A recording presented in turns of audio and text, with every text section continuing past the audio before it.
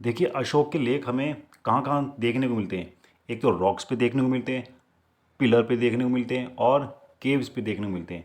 आज हम इस वीडियो में आपको रॉक्स के बारे में बताएंगे कि जो हमारे शिलालेख हैं अशोक के, वो रॉक्स पे कहाँ कहाँ पाए गए हैं। और ये बेसिकली दो पार्ट्स में डिवाइडेड है, एक तो मेजर रॉक्स और एक माइनर रॉक्स।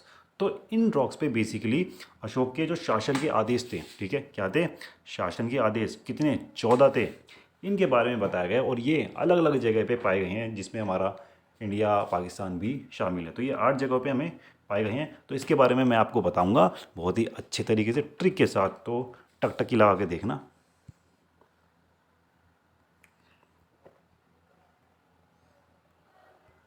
देखिए, सबसे पहले शिलालेख कौन सा है, पाकिस्तान।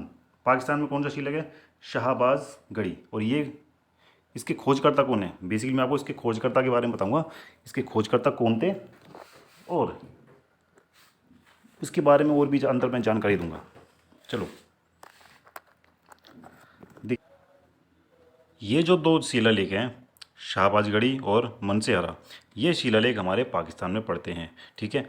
और आपको पता होगा पाकिस्तान की सिचुएशन कैसी चलती रहती है। अगर वहाँ पे बाई चांस वहाँ के जो नेता होते हैं, वहाँ के जो बादशाह हैं, नेता या शाह, वो अगर बाज नहीं आते तो क्या होता है, तो वहाँ के जो मिलिट्री जनरल होते हैं, कौन होते हैं, मिलिट्री जनरल, वो सत्ता में आते हैं और वो टेक ओवर कर लेते हैं सत्ता को। और जो भी नेता होते हैं उन नेताओं को वहाँ से हटा देते हैं, ठीक है। और कोर्ट में आके बैठ जाते हैं, सबका न्याय करने लगते हैं।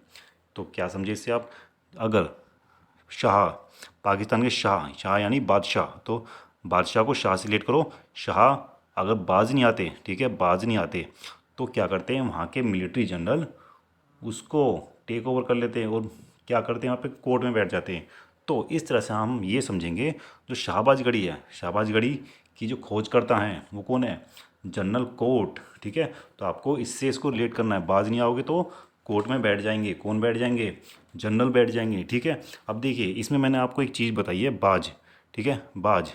अब देखो, एक मैं वर्ड लिखूंगा, बाजा, ठीक है, और एक बारात। ये बारात क्यों क्यों लिखा है मैंने, क्योंकि ये जो बाजा लिखा है, तो बाज से आपको बाजा रिलेट करना है, और बारात में से देखो, बारात से आपको रिलेट करना है 12, इससे रिलेट करना है आपको 12, यानी कि 12। और आपको पता होगा ये जो 12 है, इसको मैं क्यों लिखवा रहा हूँ, क्योंकि ये जो शाहबाज गढ़ी है, इस शाहबाज गढ़ी पे जितने भी लेख पाए गए हैं, उसमें से जो 12वां लेख है, ठीक है, कौन सा लेख, 12वां लेख, वो लेख नहीं पाया गया। उसकी जो खोज थी, उसकी खोज बाद में की गई है, ठीक है। क्या समझे, कि इस साइड से जो 12वां शिलालेख है, बाजा से आपको याद रखना है 12, तो 12 बाजा, बारात, और बारात में यानी कि 12 आ रहा है। तो ये जो 12 है, 12वां जो शिलालेख है वो बाद में पाया गया है, और बाकी जो शिलालेख हैं वो हमारे जनरल कोर्ट के द्वारा खोजे गए हैं। और जो इसकी खोज है वो कब की है, 1836 में, क्योंकि भारत और पाकिस्तान का 36 का आंकड़ा रहता है, इसलिए इसकी खोज भी 36 में ही हुई है, 36 में, 1836 में, 1836 में। अब देखिए, मैंने आपको शाहबाज गढ़ी के बारे में तो बता दिया, अब बात करेंगे हम मनसेहरा के बारे में, ठीक है। देखो, पाकिस्तान के जो नेता होते हैं वो बाज नहीं आते हैं, ठीक है।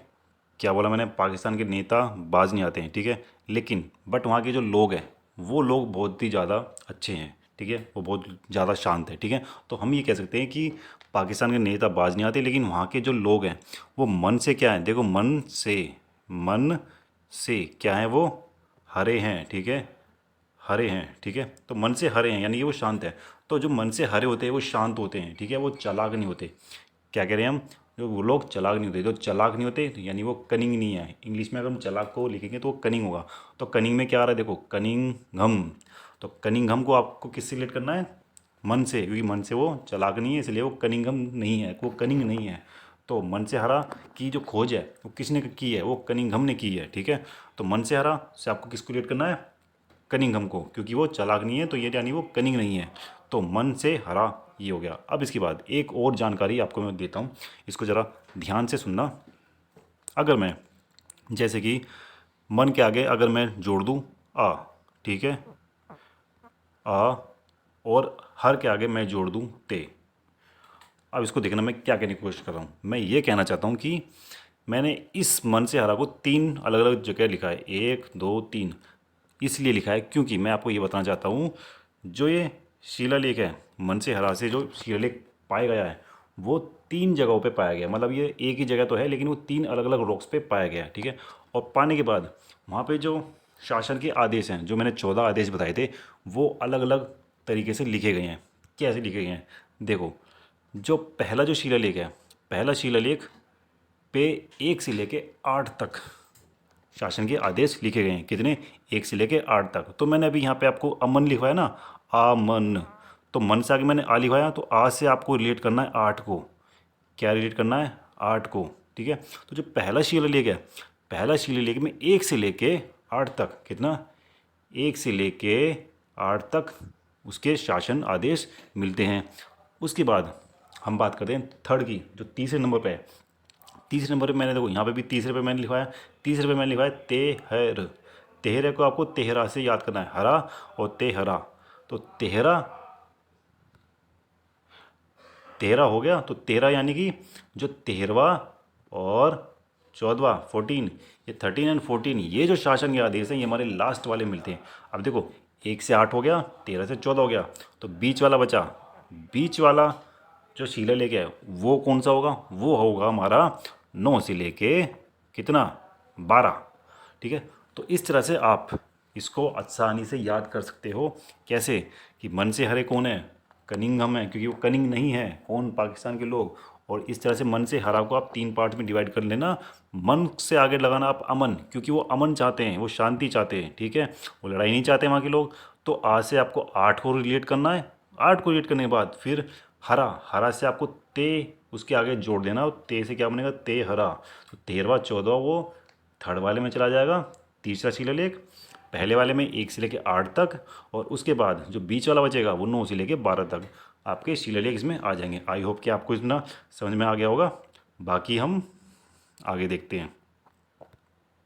और अगर इतना आपको समझ में आया है तो एक कृपा करना, इस क्वेश्चन का हमें आंसर देना वीडियो पॉज करके, और फिर हम आगे बढ़ते हैं। चलिए।